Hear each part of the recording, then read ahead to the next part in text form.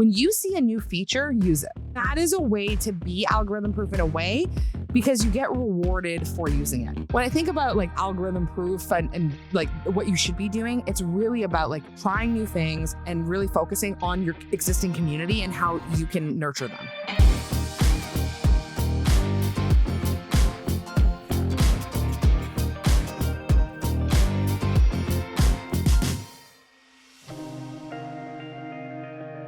Kristina, welcome to the Earn Your Happy podcast. Oh, I'm so honored to be here. So excited. I could talk to you all day. So this is gonna be so fun. Oh, so fun. There might be weird stories. There might be swear words. There might be, what else?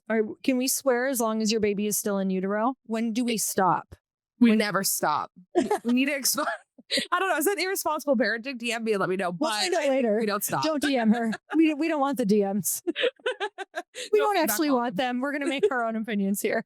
I'm so excited to have you on. You have been someone who's now a friend, but has been in our community for a long time, coming by way of Fast Foundations. And you've just been that person who, you know, you guys, for anybody listening who's had products, masterminds, events, courses, sometimes you get those people in your world where all of a sudden you're like, oh, this quote unquote like customer / client all of a sudden is adding so much value to the rooms, to the courses, to whatever they're in. And that was absolutely you. It's like those people who just make your products and events better because of what you bring and what you add to the community that's in there. And it's really hard to ignore those people. Like, well, you just made yourself hard to ignore. I'm just kidding.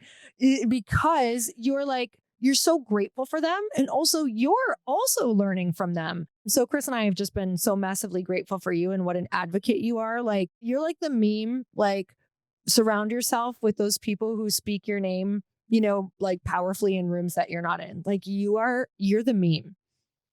Well, okay, I have nothing bad to say about you and Chris. There's like nothing.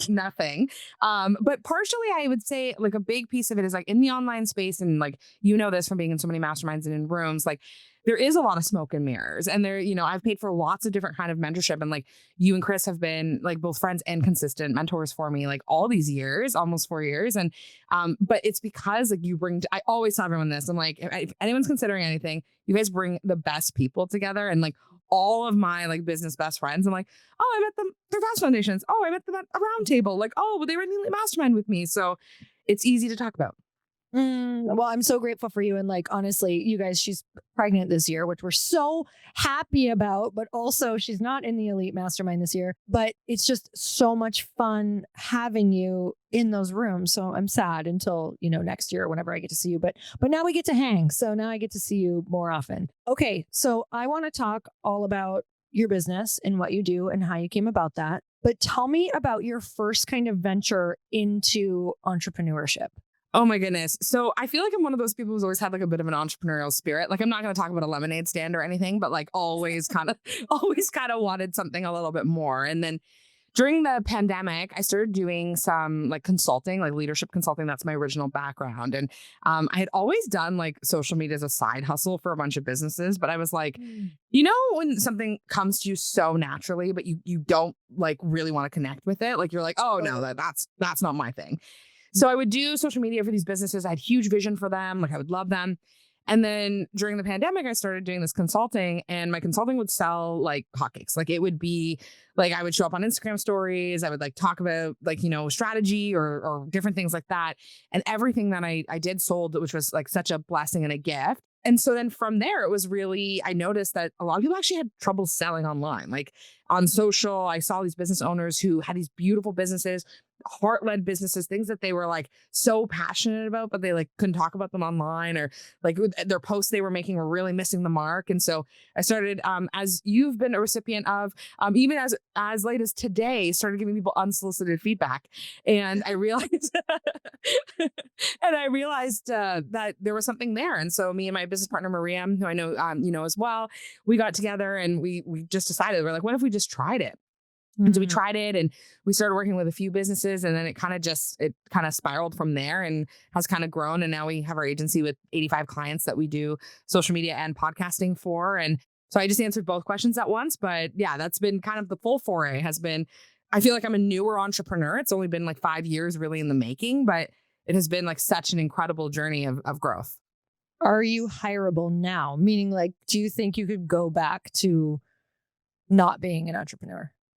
No, but you know what? I'm not too proud to. Like, if I was ever in a situation Yeah. where like I needed to, I would. But like, we were joking about how like we hired a cleaner or whatever, and I was saying how like by the end of hiring a cleaner, like I would end up running the cleaners. Like I would end up like turning into like a cleaning business. Like everything I Yeah. think of is like an entrepreneurial venture. Like I go into a store and I'm like, I wonder how these people make money, because if this costs this much and I know rent probably costs this much, like I think my mindset has changed so much.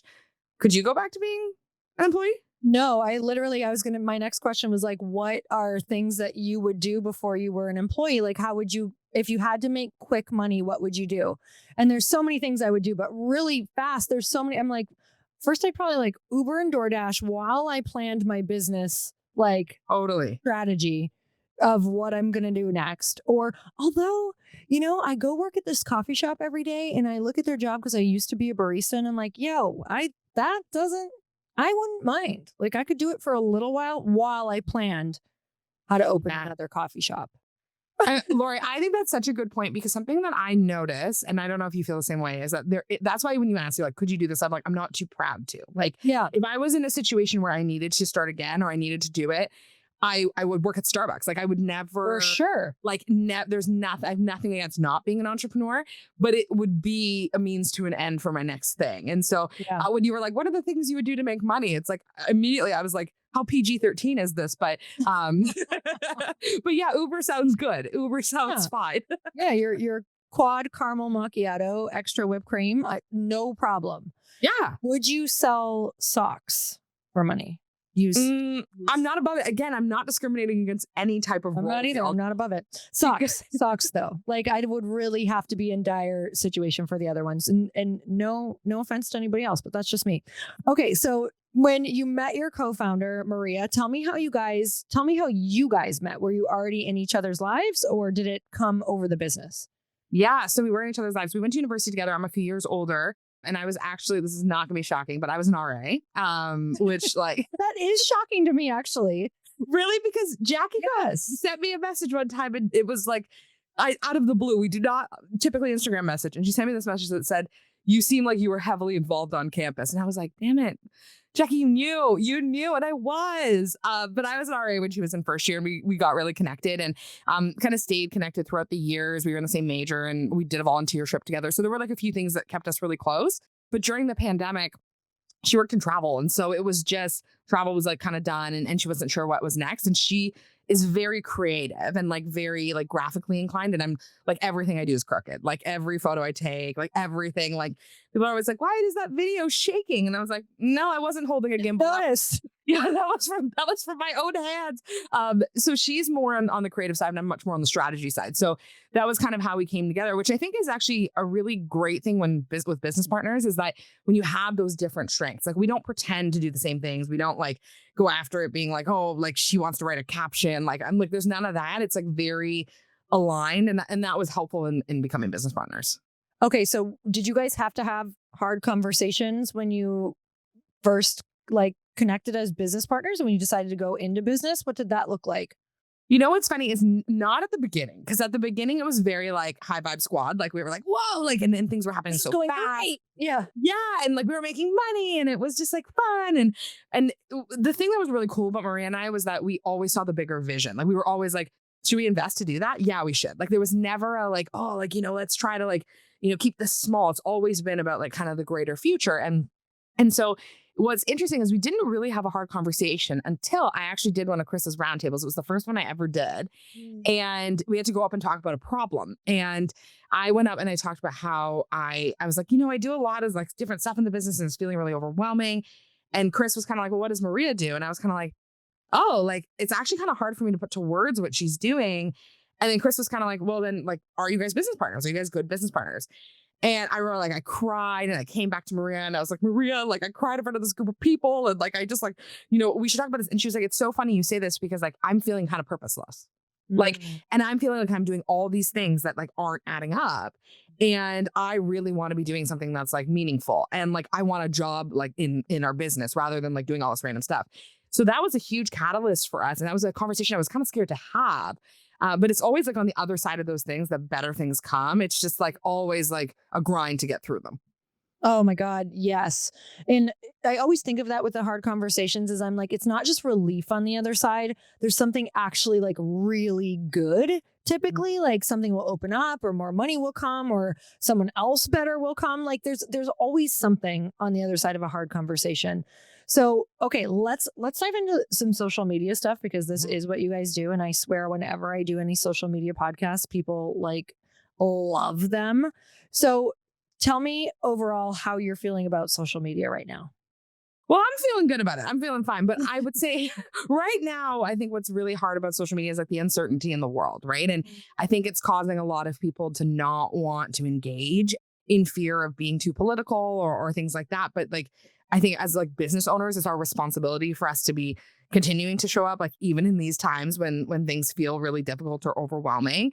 So I think right now, I think there's lots of great things going on with social. I think some of the other pieces is like, there's lots of different platforms for people to choose from. Like a lot of these platforms, like it's just the beginning and you're able to be a big thought leader on it when, Instagram might not be it as Instagram has lots of things going on, but like Threads is brand new or LinkedIn, only 1% of people post on LinkedIn. So there's lots of opportunity, but it's about finding it and having the perspective that there's opportunity and not like getting spiraled into the negativity. Do you find being a social media agency, are you guys also like, do you feel like sometimes your coaches like trying to get people to like post and find confidence? Totally. Yeah. Cause in our agency, like we have like, 55 clients that do social. Right. And so a big piece of the way that we work with people is there is a level of coaching because we know, I can do people's social all day, but it's best people buy from people. So like, how can like the owner show up? How do we get the story? Like all of those pieces. So that's really important. And then we also coach people in our social business club. But it's like it's scary for people to show up right now, I think. And I think people aren't sure what showing up always looks like. Like I think it looks different for different people in different seasons. I know Lori, like you and I are both people who like I think like to show up, like and have seen the results of it. And like, we know that people like love behind the scenes and love the kind of personal aspects of like, brands. But I know people are always like, what should I post? Like, am I boring? Like, do people care about this? And you'd be surprised, like anybody listening, like you would be surprised about how much people do care about the things that you actually are like, wow, that's so boring. I can't believe you care about that. Totally. Oh my God. And what makes me feel better about that, like showing some of my boring life or what I think is boring is like, I think of the people who I love to follow and we're like such voyeurs. Like we like to see what are they eating? What does their day look like? Like, do they feel overwhelmed like me? Are they sitting in this corner balled up crying too or no? Or is it just me? And that's actually what makes like being like, I'm gonna use the word influencer, like, with air quotes, because I think it's more about being like a person of influence, like in your business, especially now personal brands are like more important than ever. So it's like we were just talking before about our mutual friend, Marina Middleton. Like I always tease Marina because like she has all these hats and she's always like talking about like, her hats and like where she's going and like all that stuff. But it's like, I'm actually so fascinated by it. Like I'm always like, love the hat. Like, what's the scoop? Where are you going? Like, oh, you're in Austin this week. More about the hat. Yeah. Where'd you get the hat? How'd you get it in the bag? But like you become part of people's lives, right? And then you start to like want to learn more about them. And then as people learn more about you, they don't only connect with the things that you sell, they connect with who you are. And because more than ever, we have more choice, right? So it's like someone can join, Lori, your mastermind, or they could join someone else's mastermind. They could buy Glow Seat, or they could buy like another electrolyte pack or whatever. They shouldn't. They should buy Glow Seat. But like, what makes people want to buy is like the person behind it. And then eventually, they make the commitment. So I think that's something that I think people really undervalue and underutilize on social is that personal brand piece is way bigger than I think people realize. So a lot of people are probably listening right now and they are in that struggle of like, what do I even show? Like, how do I start to come up with ideas? Like, where does one start? So I would say like success leaves clues. I know people use this for fitness all the time. And I take all fitness sayings and I make them social media sayings. So come with me on this journey. But you have to try things. Like you have to see what resonates with people. So I'll give you an example. Like personally on my social, I love to give people unsolicited advice. As you know, I love to tell people social media tips. People do not want social media tips from me. And I'm like, this is devastating. I just want to tell you guys what to do. But they love when I'm at an event. They love when I'm doing some speaking. They love when I'm doing something in the community. I get way more engagement from that. So success leaves clues. I see that. I get better inquiries. I get like more like leads, more conversations. So when I'm doing those things, I can still infuse social media tips. I can still kind of show and tell a little, but I really see what people are looking for. And I think that takes trial and error. It's going to take you posting something that's not going to land. And it might land with one person, and that one person might hire you, and that might be worth it. But it's really about, like, I think just getting started in that, a little bit of messy action. And I think especially with personal brand pieces, like no matter what you're selling, like we want to see the behind the scenes. So I think it's also like a bit of mindset work you have to do about, like, don't call yourself boring. Like, you're not boring. People want to see your oatmeal, Lori, I was so excited to see your little isogenics packages come in. I'm like, great. Summer prep. Love it. Like, but it's like, you're just excited for people. Or like Lori, you posted the other day about your podcast studio, and I responded back and I was like, oof, Lori, this was in 37 seconds. That was too fast for me to have messaged you. But it's like, we're curious, right? And so, yeah, I think it's really about just trying things and seeing what people respond to. Oh my God, this whole journey for me, like, people probably think, oh, she's been on social forever.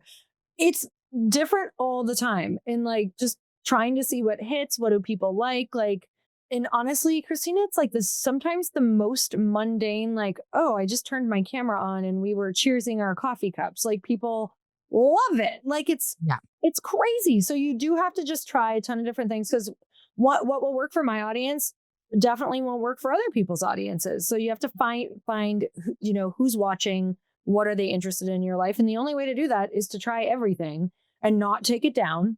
Like, see what works. Well, I was going to say this too, Lori, not to turn this around on you, like, because this is your podcast, but like, you're an OG in this space, right? Like, you've been at this for, like, you've been podcasting, I think you said 8 years. Like, you're on social, you've had many iterations of Lori, and like, people have been coming with you on every step of your journey. Like, I've been to events where I'll be sitting next to someone, or like, I have friends who are like, oh my gosh, like, I went to Bliss Project. Like, so crazy, you're friends with Lori Harder. I used to see her in these magazines, like, and I never even, like, I didn't know Lori. Like, I knew you through Chris, right? And so it's so interesting how, like, you can evolve so many times on social. People just want to be part of your journey, no matter what it looks like. And that's why social is so powerful. So tell me about, what you believe about social media and business, why we need it from your perspective. I think, unfortunately, there's like almost no way around it anymore. And for a few reasons. Like, one, from a social proof perspective, like, people are always looking to validate purchases. Like, we're not buying things with no reviews. Like, we're over this. This is like, we're not taking risks over here because there's so many options. I was in Nashville. We just missed each other, like, I think by like a day. So sad. So sad. And I was like on Broadway walking, and there was an empty bar. And you know how, like, every bar is full? And then I was like, oh, that's an empty bar. And then I was like, well, it's an empty bar because it's an empty bar. Because, like, exactly, nobody's in it. And until somebody's in it, it's going to continue to be an empty bar, which just sounds like a philosophical thing. It's not. It's just, there's no social proof. Like, no one's going to go into that empty bar and be the first unless you're desperate. And so in the same way with social media, we want to see people buying your stuff. You want to see that, like, I always tell people, I'm like, you coach someone, get on your stories and talk about what you just coached about. Like, you just sold a product. Oh my gosh, I'm so excited. I just sold this product. There were 100 cases of Glow sold today. Like, like, you want to talk about these things, because then people feel the FOMO of like, oh, there's people who are buying that and I want to be a part of that. But I think without social media, if that's not a priority of yours, and lots of people, like, they grow businesses without social, and that's great. I've seen many of it, but there is a cap to it. And I think, like, social media is unprecedented for us to be able to grow global businesses and actually, like, impact people in such big ways, especially those of us who have like a mission on our hearts of like wanting to do something exciting. Okay. So tell me about the algorithms right now, because things are always changing. It can get really overwhelming. People are always blaming the algorithm. First of all, what algorithm attitude should we have, and what do we need to know? Yeah. So it's so funny. I always teach this webinar. I actually did it today, and it's called Algorithm Proof, which is so funny that you asked this, because The algorithm is essentially like, for those of you who aren't super familiar with it, it's just basically like what classifies what you see, right? So, Lori and I both see lots of dog videos. That's important to both of us, right? But then other people might see other things, right? And so you see kind of what you're looking for. And actually, when I did this session today, someone wrote, do not under any circumstance ever look up anything Pokemon related. That was like, that wasn't a priority of mine, but I understand that this could mess your algorithm up. Yes. So we see that. And so it's very easy for us when we're selling something online to be like, well, I'm not in the algorithm. People aren't seeing what I'm doing. People aren't liking it. And that's not necessarily the case, right? Like often what I would say is algorithm proof behavior is us building community. It's us having conversations. It's us engaging with our super fans. It's us having like really like intentional content. It's seeing what's working. It's trying things. So I think, the algorithm is never going to be something that we escape, and it's always going to change. But one of the biggest hacks I'll tell you, like in my opinion on social, is that when you see a new feature, use it. And that is a way to be algorithm proof in a way, because you get rewarded for using it. So a new feature that's out right now, for example, is the trial reel feature. Have you tried it, Lori? Yeah. I'm going to be using it a lot more too. Yeah. And it actually would work great, especially for your purposes of like what you sell, like in both businesses. And so trial reels, for those of you who might not be aware yet, are an opportunity for you to post like, 1, 2, 3, 4, 5 reels. You can post them with the same message, but a different video. You could do different messages in a different video or the same video, like whatever it looks like. And you're testing, with only non-followers. So you're not burning your audience out. You're not posting things. And then, people are like, oh my goodness, there's Lori again with her, like her shake. And then that one has a dog. And then that one's a beach walk. And I actually saw someone do this. I got caught in someone's algorithm on trial reels. And I was like, wow, she said that already. And she's eating a burrito in her car. And then the next one I saw, she was on a walk. And then on the other one, she's in her computer. And she was testing which one people would respond the best to. So this is a great new feature. And you're seeing yourself, like every time I do it, I get new followers. It's pumped to new people, which is what reels are all for, right? But we're being rewarded for it. So I think when I think about like algorithm proof and like what you should be doing, it's really about like trying new things and really focusing on your existing community and how you can nurture them. So good. What are some underrated social media strategies?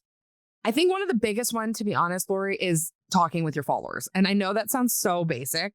You were probably looking for me to like save some lives over here, but it's incredible to me how many people post and then never communicate with anybody. And then they're looking for some kind of money from people. And it's in the fortune's in the follow-up, right? Like the fortune's in the conversation.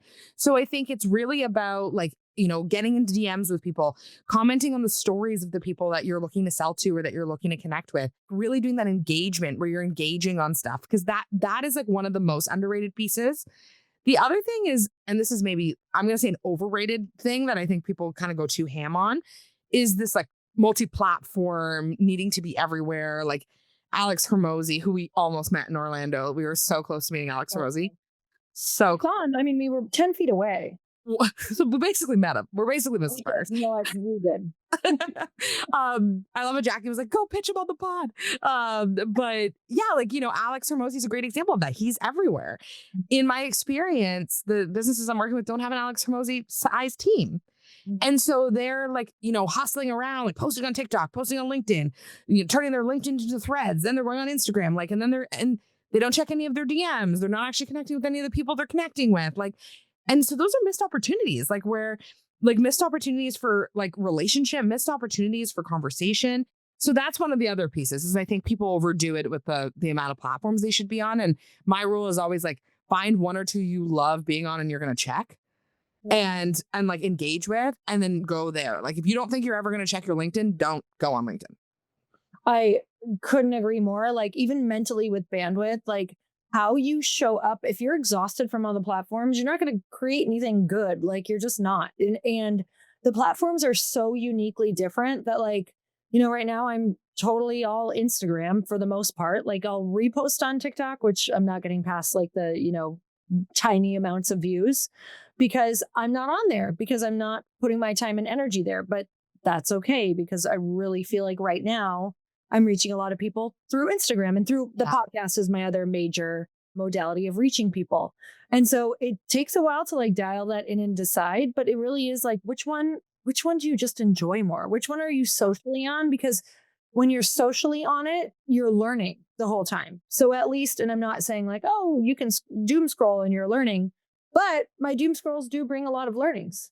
Totally. And probably why your TikTok isn't like being as like successful as what you're looking for is because you're probably not making TikTok timely content, right? Like you're not making content for TikTok. No, So yeah, they don't like when we're making content like that. Like they want content that's specifically for platforms, which is why we're seeing like TikTok's like a few weeks ahead of Instagram. And then you'll see the TikTok sounds make it to Instagram. They're faster now. But people will leave their watermarks on. You leave your watermarks on, you're done. Like, so there's all these like little things that you need to like keep in mind. But like, even I see this so much with LinkedIn, like so many people are like, so I love LinkedIn as a platform. It's great for my clients. But people don't like the platform. They think it's broy. I'm like, don't go on it. Like, go on Instagram. Like, DM people over there. Like, instead of spending so much time like hunting for something, like build community and really like try to like rally people around what it is that you're doing now, because you have people who are excited about you, like wherever you're spending your time. you're such a huge community builder. How, like, did you build your community first on social or were you more in person? Like, you're able to fill events really quickly, which is not normal out in the world. Sorry. Why do you think that is? How do you build community yourself?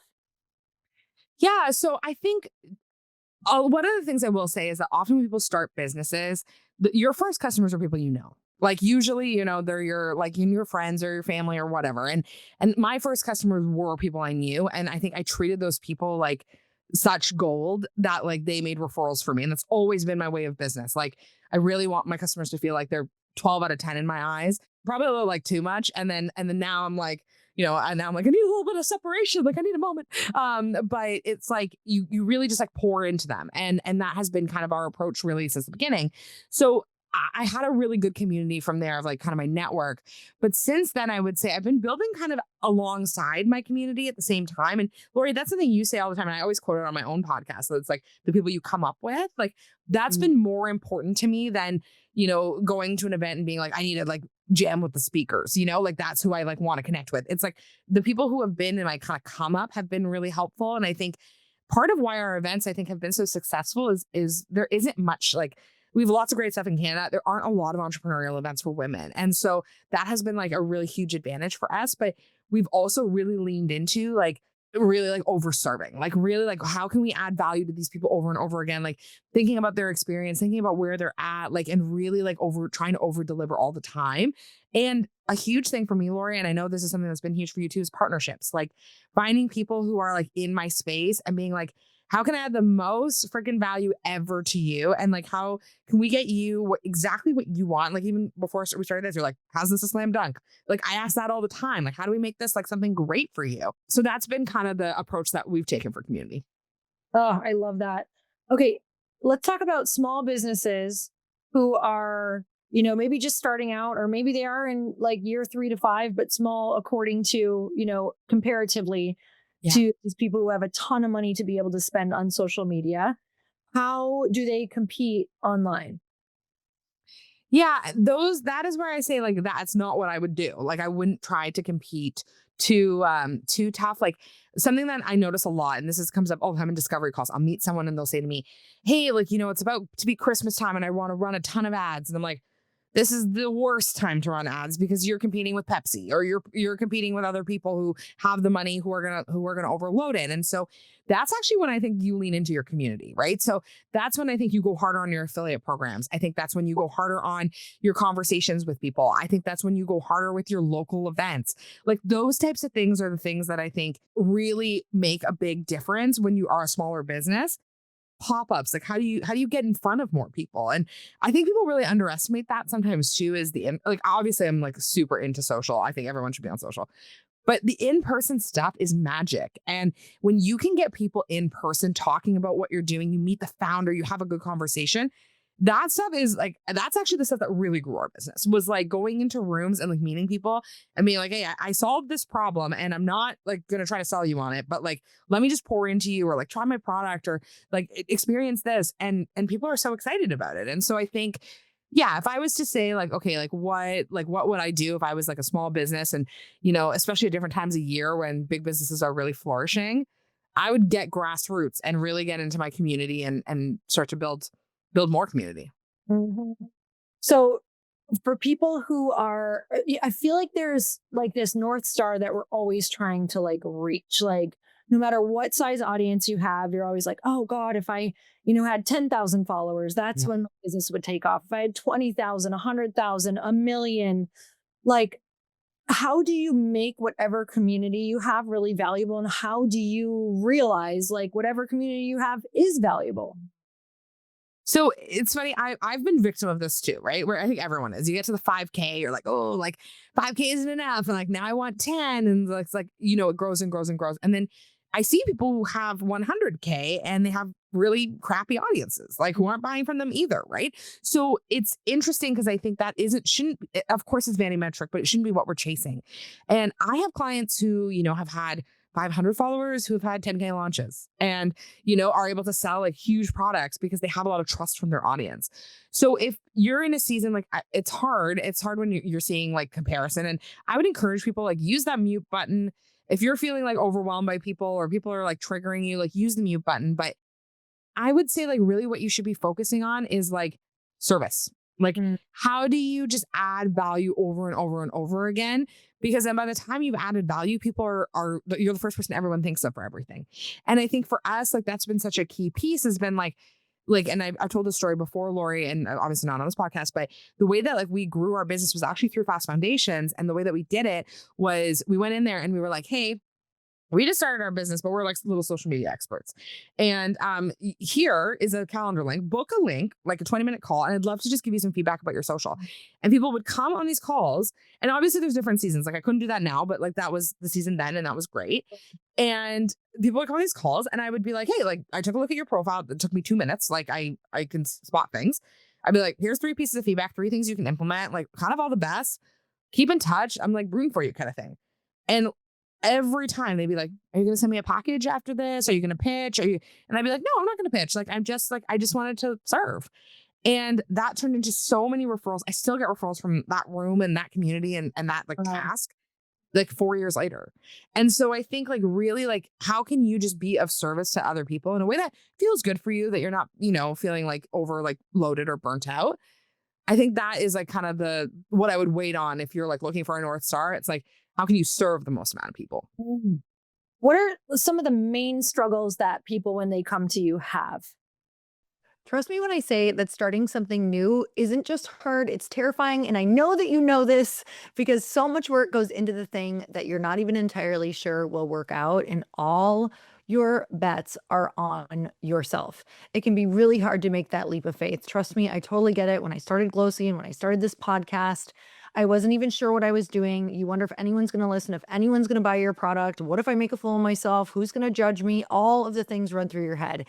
And now I know that I was right in believing myself and launching the podcast, launching the product. And despite all the fears and hesitations, you guys, it really helps when you have a partner like Shopify. Shopify is the commerce platform behind millions of businesses around the world and 10% of all e-commerce in the US. And from names like Glossy, I love Shopify, you guys, to brands just getting started. Get started with your own design studio with hundreds of ready-to-use templates. Shopify helps you build a beautiful online store that matches your brand style and get the word out like you have a marketing team behind you. Easily create email and social media campaigns, whatever your customers are scrolling or strolling. It's time to turn those what ifs into with Shopify today. Sign up for your $1 per month trial today at shopify.com/happy. Go to shopify.com/happy. That's shopify.com/happy. If you've been an entrepreneur for any amount of time, you know that one great hire can completely change the trajectory of your business, and one missing hire can feel like you're carrying the weight of 5 jobs yourself. I've definitely had seasons where the team was stretched super thin, projects were piling up, and we needed someone who could step in super quickly and make an impact, but not just anyone, someone with the exact skills and experience we were looking for. And in those moments, this is a job for sponsored jobs. What I love about Indeed sponsored jobs is that it helps you connect with candidates who actually fit your needs. Whether you're looking for specific skills, certifications, experience, or even location requirements, sponsored jobs boost your job post so it gets seen by the people who can help your business grow. And here's what really caught my attention. People are finding quality hires on Indeed right now. In the minute I've been talking with you, companies like yours made 27 hires on Indeed, according to Indeed data worldwide. That's because when workplace chaos hits and you need the right hire, Indeed Sponsored Jobs helps you connect with quality candidates when you need them most. Spend less time searching and more time actually interviewing candidates who check all your boxes. Less stress, less time, more results. When you need the right person to cut through the chaos, this is a job for Indeed Sponsored Jobs. And listeners of the show will get a $75 sponsored job credit to help get your job the premium status it deserves at Indeed.com/podcast. Just go to Indeed.com/podcast right now and support our show by saying you heard about Indeed on this podcast. Indeed.com/podcast. Terms and conditions apply. Need a hiring hero? This is a job for Indeed Sponsored Jobs. Summer's almost here, and I know so many of you are trying to plan the vacation, the family trip, the girls' weekend, or even just a few days where you can actually unplug. But you don't want to spend your whole time wondering if you're overdoing it, did you overspend, or quietly falling behind on your goals. And this is where financial clarity changes everything, because it's not always about whether you can afford something. Sometimes it's about wanting to make a decision from peace instead of pressure. You want to enjoy the trip, you want to book the dinner, yes to the memory, and know that your money is organized before you go. Monarch is the personal finance app that tracks everything: accounts, investments, savings, goals, and spending. Get your first year of Monarch Core for half off, just $50 with promo code EYH. What I love about Monarch is that it monitors your money so you don't have to carry the mental load of checking multiple accounts, guessing where everything went, or realizing after the fact that your lifestyle expenses crept up more than you thought. It's like having a financial advisor in your pocket. Monarch helps you see your cash flow, savings goals, investments, and spending patterns all in one place. Most apps only tell you what you've already spent. Monarch helps you set the goals, map out big purchases, and see if you're actually on track before it's too late to adjust. You can ask Monarch's AI assistant anything about your finances, like how much did I spend on travel last summer, or can I afford this vacation without touching my savings? And the AI weekly recap can flag spending spikes, net worth shifts, and upcoming expenses so nothing sneaks up on you, because money clarity is freedom. And this summer, I want you to make making memories with peace the priority, not mental math. Use code EYH at monarch.com to get your first year at Monarch Core half off at just $50. That's 50% off your first year at monarch.com with code EYH. I would say one of the biggest ones is like, I do not know what to post. I'm boring and like, I don't know what to post, and what do I post about my business, or I'm stressed about that. That's like one of the major ones. And the second one is I'm posting like 24/7 and I'm seeing no results. The mix up there, I think, is like when people are too scared to post, is they're not thinking enough about like what their ideal clients are asking them. And that this is the tip I give everybody, is have a note on your phone. And anytime anyone asks you a question, like in a discovery call, at a meeting or anything, like put that down so that you can literally use their words to make content. So like right before this, you gave me some really sage advice. And I was like, you actually should do a podcast on that. And I've had that with Chris, where like we've done a coaching call, and afterwards I text him and I'm like, here's something we talked about that I actually think people need to hear. And like, here's some notes kind of thing. Right. So that is one piece. And then I think like I'm posting every day and nothing's working. It's better not to post every day if nothing's working, and it's better to post just a few times a week and really like kind of go in on it. But like, see what can work. Like, what is the thing that people actually respond to? And like, sometimes it's stories, and sometimes it's reels, and sometimes it's you're having just a messaging problem and people aren't aligning with your messaging. Like, there's so many little things you can tweak. I think people really like overdo it sometimes and then are super burnt out. Mm-hmm. And it goes back to the trial and error that you talked about. Like, man, you do have to try a lot. Like, yes, if it's not working, you're kind of like go in and try to figure out some things that are working. But sometimes you have to throw a ton of stuff out there to be like, does any of this work? Like, Yeah. Social is just trial and error and trial and error. And what did work in the past may not work in the future. Like right now, it's working to like put things over B-roll, like messaging to put things over B-roll. Do we know if this will last long? We have no idea. But Yeah, I said that in the session I did today. I was like, you guys are living in unprecedented times where people want to watch you drink a coffee and with some text. Like, this is time. Take this moment to grow your audience. But Lori, I know part of your like growth strategy when you were growing your your original business, and it was Instagram Lives. Yeah. Or Facebook Lives? Facebook Lives, yeah. Facebook Lives. Those don't have the same impact as they did. No. And so it's like, I like love that worked for you now, or then probably wouldn't work for you now. Oh my God. We used to be able to get tens of thousands of people on, and I just took it for granted. I was just like, oh, well, she had 100,000 on and I only had 10,000 on. And I'm like, wow, those were the days. But isn't that so funny though? Like from a perspective, like thought, like it's like we are always looking to other people to be like the star or like the, the model. And like, even I think about this with events, like I'll be like, oh, like, it took us like 3 weeks to sell those 120 tickets. Like, that's annoying because that person, they opened their text list and they were able to sell those tickets like that. And it's like, what do we need to do to be like that? And instead of thinking like that, like learning from what we can and being like, that's an interesting model, or like I can steal this and with like love and, but this doesn't work for me or whatever. And really also celebrating the fact that there's someone trying to fill a 50-person room. Totally. Like, and it's tough. It is hard. Comparison is just because there's we're in so many rooms, you and I, like, I know we both love events. We put on events, and it's so easy to compare yourself to other people. And those rooms are important, right? Because they also give you a bar, like they help you set your bar higher. So it's like a really, how do you kind of dance between your version of like seeing the big things and what people are doing, but then understanding where you're at? Yeah, honestly. And this is something I think has been such mindset work, is that I'm not a naturally competitive person. Like, I'm one of those people that like, I see something and I'm like, oh, me too. Wow. Like, that's always been kind of my approach, is like, I'm like, I'll see people have success. There's somebody from the Elite Mastermind last year who does like so well. And I remember just being like, oh my goodness, if she can do that well with this product and what she has is genius, like the sky is the limit. And I remember going to her and being kind of like, yeah, like, it's just like, you have such a good niche and I don't have that good of a niche. And she was like, yep, you do have that good of a niche. You're just like not doing it right. And I was like, oh, because it's so easy for us to like have all these factors to blame. But what it was like, you're right. I'm not throwing this money into ads. I'm not building these funnels. I'm not doing these things that you're doing. And so it's not even a comparison. Like, we're not doing the same thing. But instead I just like look at those people and I'm like, wow, like if that's possible for her, it's possible for me too. And that's awesome. And I think I don't know. I think that's so important. And also rooms that I think, and you do such a great job of creating these rooms, Lori, like where that's the spirit. Is like, and that was something I really loved about, doing Fast Foundations, but also like other rooms I've been in the Elite, everything is like, there is a different energy around being somebody to be like, hey, I'm struggling with that. And then there's a payment link, or being like, hey, I'm struggling with that. And people are like, let me jump on the phone with you and walk you through that. So, and it's like somebody from the Elite Mastermind, I'm not even in it this year. She messaged me and she was like, I'm doing a pivot with my podcast. Like, any chance we can chat on the phone? Can't wait to return the favor.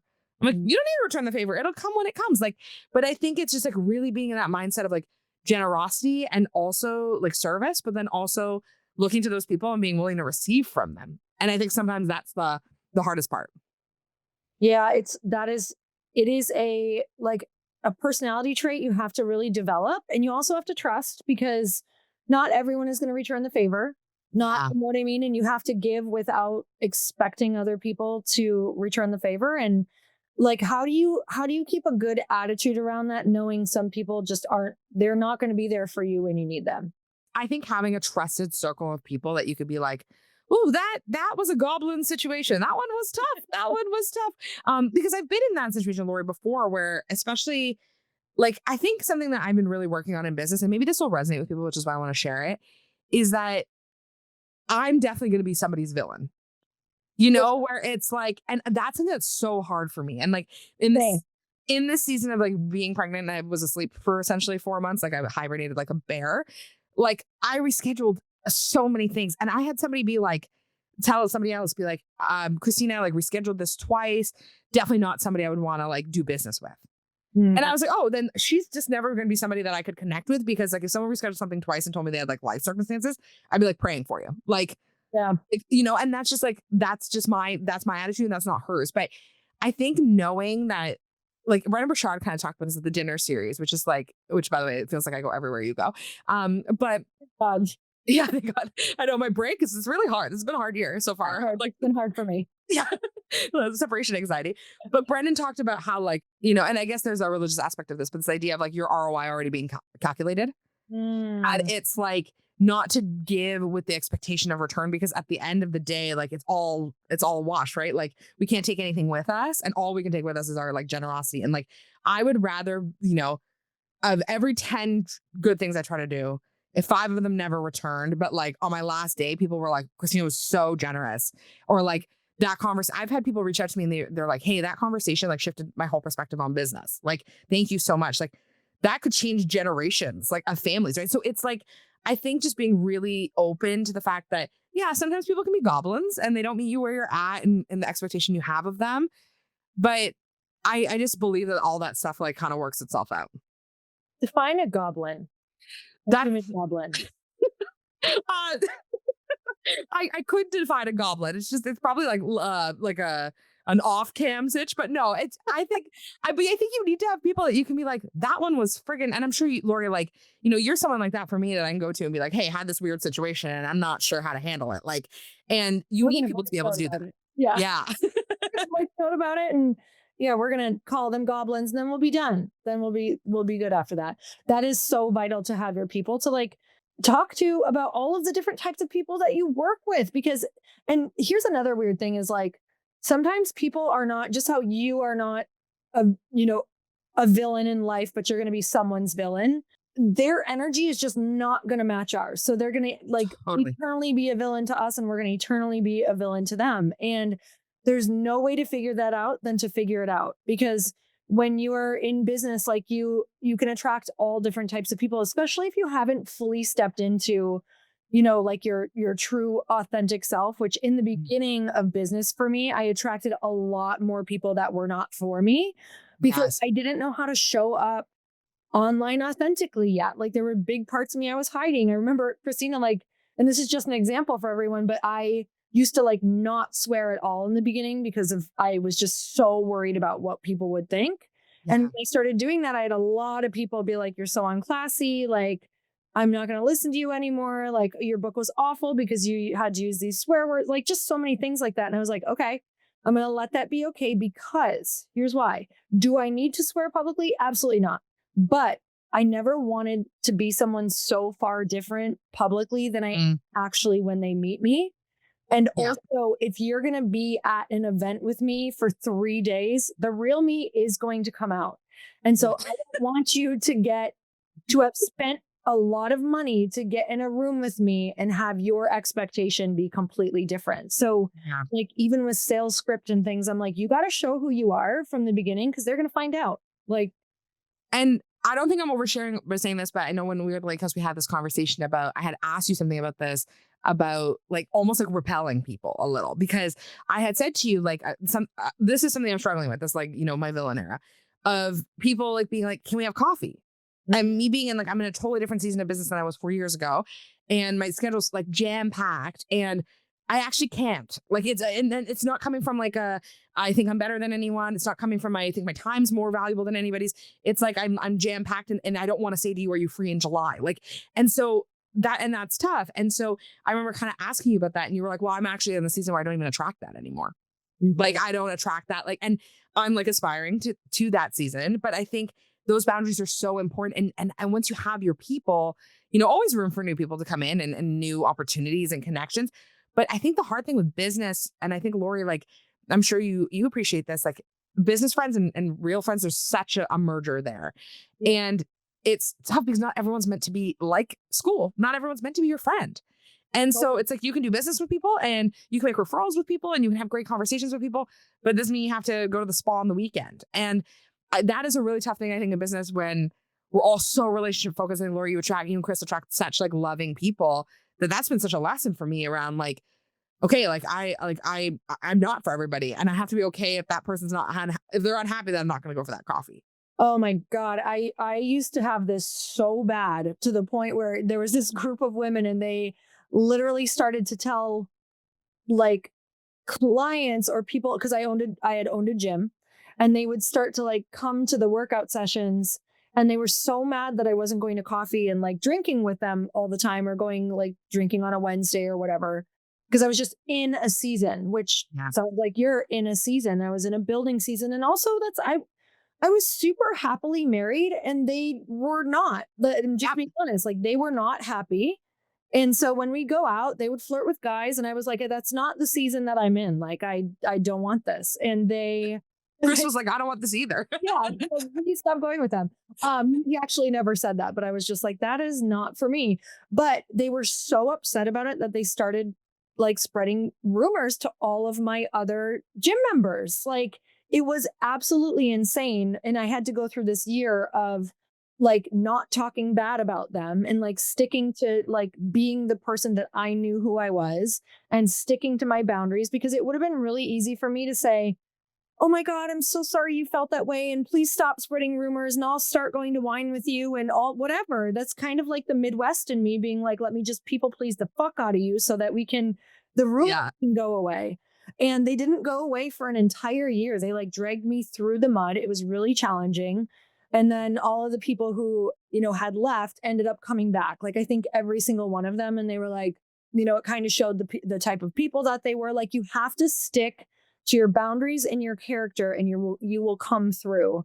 But I know this is such an important thing to talk about, because this is where we lose people. Truly, this is where we lose people, and they go back to doing things they don't love. Because as a woman, it is hard to be talked bad about and be the villain and have your reputation shit on by other people when it feels very real. Feels very real. Carry that for the year, or for however long it lasts. And I think past the year, you know what I mean? Like as you grew probably other communities, that was like a piece of it for you. And I think as we grow businesses, this is like, it's very challenging.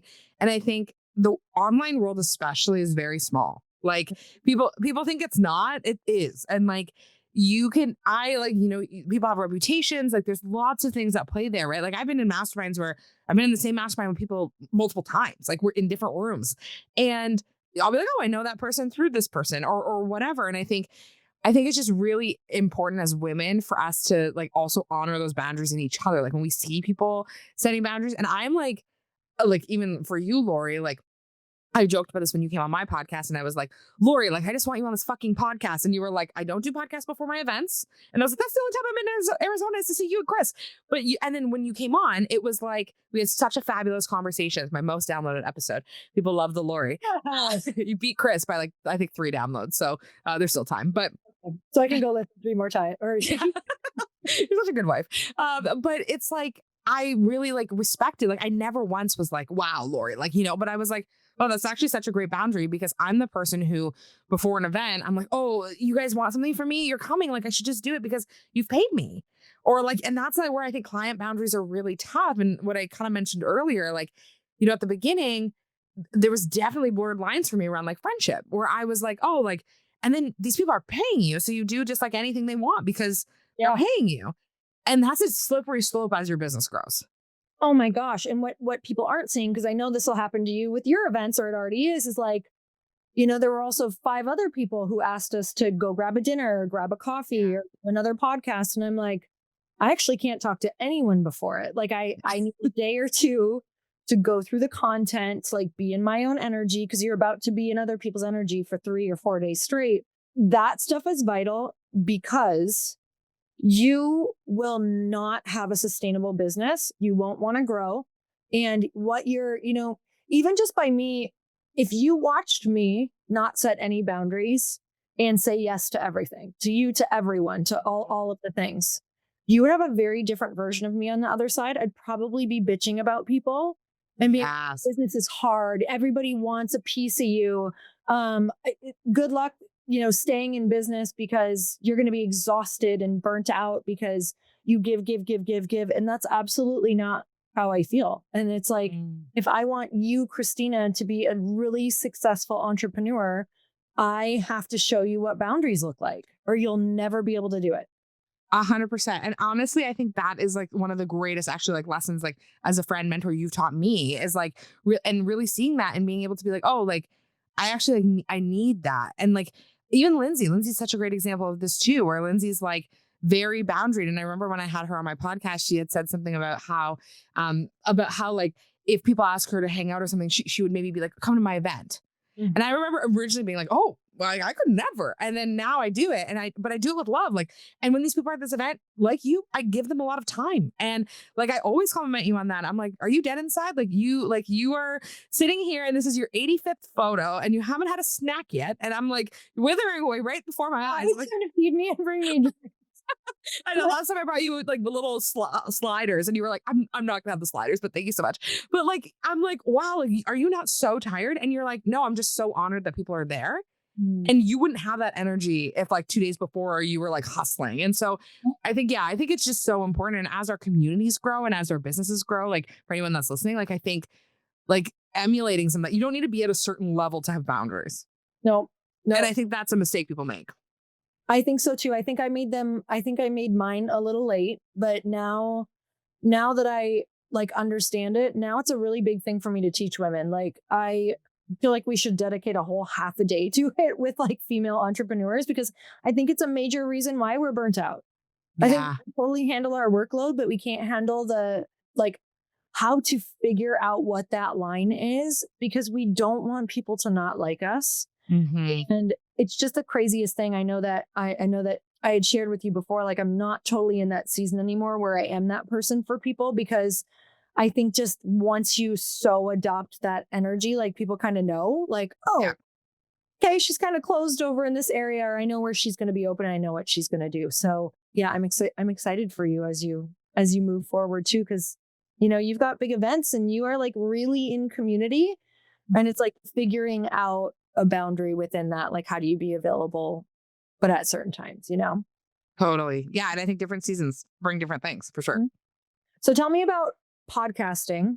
Yeah. I also help people with podcasting. Yeah. What you think of podcasting as a platform and who should be doing it? Yeah. Honestly, I think anybody who one can do it consistently. That's the first thing, is like that lots of people launch podcasts. I can't remember what the stat is, but it's like only a very certain amount of people get past episode like 10. It's like, it's low. Yeah. Yeah. It's so funny. I'm helping somebody launch a podcast right now, and he's like, I know this stat and I'm never going to let it like myself be part of this. And I was like, sure. I like, yeah, if that feels good for you, that's a good awareness, I guess. But yeah, so I think podcasting is perfect for anybody who is really looking to like build authority in their niche. If they have something that they love talking about, it's such an intimate way for people to really connect with you. That's the kind of how I got into your world, through Chris's podcast. You know, you listen to somebody, you start like really binge listening, you're so into it. And then when it's time kind of for them to have an offer, it's a no brainer, because you're kind of part of their everyday, right? They're listening to you at the school drop off and on the walk and all of those things. I think if you have like a heart to educate and on like a heart for really other people, and because it is a long game, it's hard to monetize, and it's hard to like track monetization on it. But I think if you're interested in really like kind of giving that service, giving that and building that authority, it's an amazing tool. I think also for people with high ticket sales, it's a really important thing. Like, I think most of our really high ticket stuff has come through podcast, or they found us at an event and then they started listening to the podcast. Mm. Like when I'm in a room at like a high ticket event that we have, or a mastermind or something like that, I ask, who listens to the podcast, it's like 90% of the room. Yeah. Because they, for higher ticket sales, they need that like hours and hours and hours with you. Here's us not knowing the stats, but it used to be like 7 hours. This was probably 5 or 6 years ago, this stat. So it's probably even more now. But you had to spend 7 hours with people, whether that was through social media short clips, or that was through podcasting, or whether that was in a room at an event, which makes sense why people can buy an event like a high ticket item right away, is because they've spent so many hours with you, just saturated in that one day. But when you think of it that way, you're gonna gather those 7 hours, or 7 to 10, whatever it is now, a lot faster for them to spend money on you. So it was like 7 hours before they would like purchase something for a certain like higher amount. So when I think of that, I'm always like, oh, that's why podcasting is like so priceless, is because I can't tell you the amount of high ticket things that have changed my life that I've purchased because it was somebody that I followed podcasting. Big time. And even if you're a service-based business too, like I've had it too, where people will come to my discovery calls and they've like listened to so many episodes and they like love my philosophy on social or like, or podcasting or whatever. And it's great. It's kind of social proof. And then people are like, great. Like I trust them. Like they're an authority in that space. But I totally agree. And I think especially because we have more choice than ever, right? Like we're seeing people online more than ever. Podcasting people are choosing you. Like when I'm like, okay, I'm going to go listen to a podcast. I'm going to go listen to Chris or Lori. I'm going to go listen to Lindsay. I'm going to listen to Jasmine, whatever. I'll go and I'll be like, this is the person I'm selecting. And that's something that's like very powerful in the noise of social, where you're not actually really choosing people on social unless you're in a doom scroll. But usually you're given what you're given. And so I think that's why it's such an incredible tool. Wow. Thanks for choosing. When you put it that way, that's pretty intense when you actually think about that. That's pretty awesome.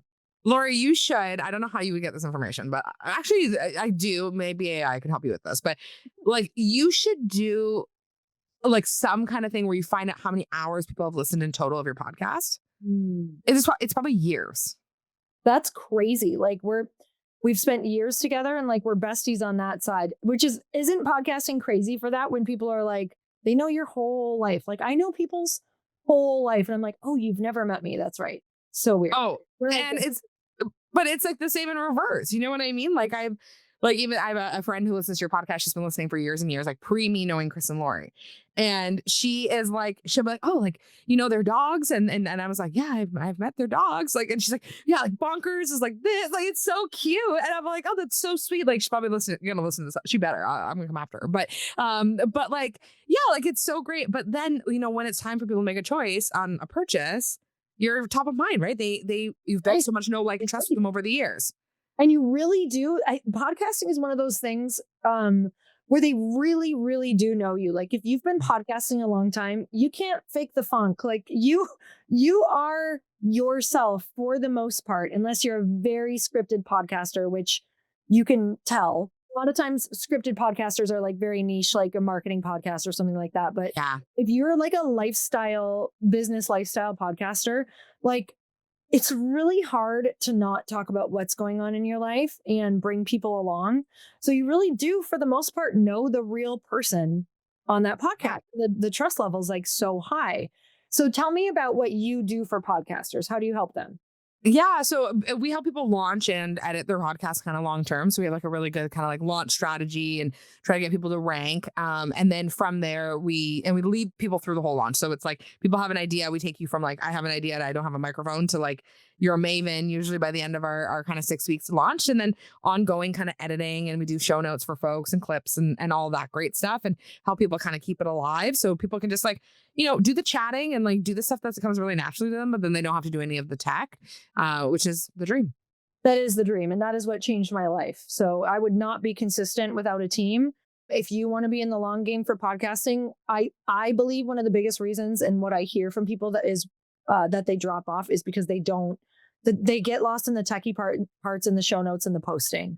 100%. And so you can just show up to the mic. It's a totally different ball game where that's just your job, because that's probably your zone of genius. If you want to start a podcast, it's because you are a talker and someone who likes to talk about a lot of different things. So tell me about what you do for people in social media. The same thing on the social side, we do done for you social. So that's where we take you from like, whether you're already posting and we elevate it, or we can take you kind of from the beginning. We do full strategy, we do all the video editing, all the reels, the captions, everything like that. And then we have another offer. It's called the Social Business Club. And basically what we do there is we coach people on how to do their own social. So if you're like in an early stage kind of season and you're like, oh, I'm like not sure how to do it. We teach people how to do everything there themselves, so that this way, because I love when people do it themselves. I love doing my own social, and because there's something really powerful about kind of being part of it and really being able to sell that way. And so, yeah, we do live coaching and we give people templates and trending sounds and all of that every month. That is amazing. I love it. Where can we find you, follow you if we want to work with you? Yeah. So yeah, you can come find me at Kristina.Bartold. I spell my name with a K, or at the Social Snippet. I'd love to hear what resonated with you from this episode, because Lori, I love chatting with you. And I think there's been so many things we've just chatted about, and would love to hear what resonated. But you can also find me at thesocialsnippet.com. And yeah, any friend of Lori's is a friend of mine. So can't wait. I don't know why I was going to be like, send you some creepy people. Why do you have creepy people on demand? I don't anymore. It was like year 1 or 2. I had so many creepy people, but boundaries. Goblins. So many goblins. Now I can't even think of one, dang it. I can't even prank you. Okay. But thank you guys so much for tuning in. Make sure you go follow Kristina. I'm putting everything in the show notes so that you can go and check her out. We have so many people that love her and work with her and love the agency. And I've heard nothing but amazing things. So you guys go check it out. And until next time, earn your happy. Bye, everyone.